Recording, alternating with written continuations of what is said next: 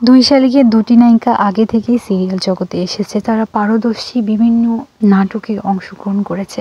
তারা পারফেক্টলি তাদের অভিনয় কেরিয়ারটা চালিয়ে যাচ্ছে এই দুই শালিকের দুটি নায়িকার মধ্যে।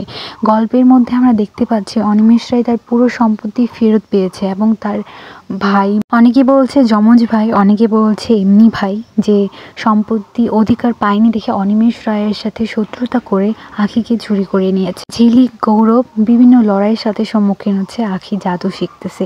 এখন গৌরবের খোঁজ খবর এখনো পায়নি। গৌরবের যেমন খোঁজ পাওয়া যাচ্ছে না, তেমনি দেবার অসুস্থতা দিন দিন বেড়ে চলেছে। দেবার অসুস্থতার মাঝে নকল আখি প্রকাশ পেয়ে গেছে যে আখি নয়, ওটা ঝিলিক। এখন পরবর্তী এপিসোডগুলোতে জমজমাট কি হতে চলেছে সেটাই দেখার বাকি। এর পরবর্তীতে আমরা দেখতে পাবো আখি ঝিলিকের বিপরীতে ভিলেন হিসেবে আসবে এবং তাদের মধ্যে একটা ফাইট হবে। যেহেতু আখি আগের সব কিছুই ভুলে গেছে, সুতরাং এর পরবর্তীতে কি হতে চলেছে দেখতে চোখ রাখুন। দুই শালিক নাটকের মধ্যে কাকে বেশি ভালো লাগে আপনাদের অবশ্যই কমেন্ট করে জানাবেন।